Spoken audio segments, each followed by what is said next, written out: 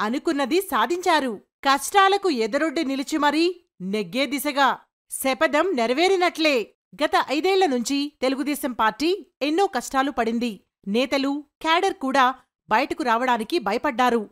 అలాంటి పరిస్థితుల నుంచి పార్టీని బయటకు తేవడంలో చంద్రబాబు సక్సెస్ అయ్యారు. తాను ముఖ్యమంత్రిగానే శాసనసభలోకి అడుగు పెడతానని చంద్రబాబు శపథం చేసి మరీ బయటకు వెళ్లారు.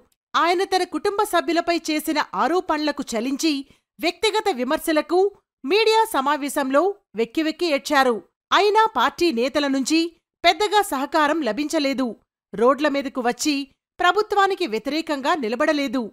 అలాంటి స్థితి నుంచి పార్టీని గెలిచే స్థాయికి తీసుకువచ్చారంటే చంద్రబాబు ఎంత కష్టపడ్డారో చెప్పాల్సిన పనిలేదు. అదే సమయంలో జగన్ ప్రభుత్వంపై విమర్శలు చేస్తూ ప్రజల్లో నిరంతరం గడిపారు. 75ఏళ్ల వయసులోనూ ఆయన పడుతున్న కష్టాన్ని చూసి జనం చలించిపోయారు. ఒకటా రెండా బ్రేకుల్లేకుండా ఆయన చేసిన పోరాటం మామూలుగా చేయలేదు. ఆంధ్రప్రదేశ్లో నలుమూలలూ పర్యటించారు. అనేక నినాదాలను అందిపుచ్చుకుంటూ చంద్రబాబు నియోజకవర్గాలను చుట్టివచ్చారు. జగన్ ప్రభుత్వం చేసిన విధ్వంసాన్ని ప్రజలకు కళ్లకు కట్టినట్లు చూపగలిగారు.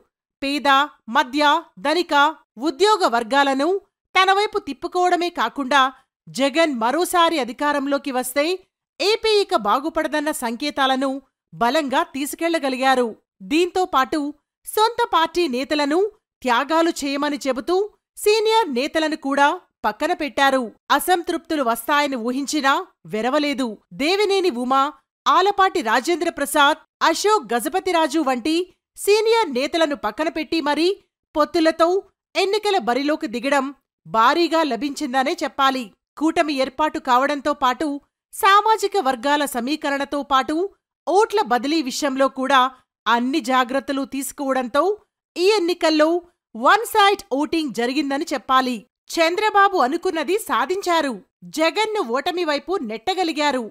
ఇంతటి విజయాన్ని బహుశా చంద్రబాబు కూడా ఊహించి ఉండకపోవచ్చు.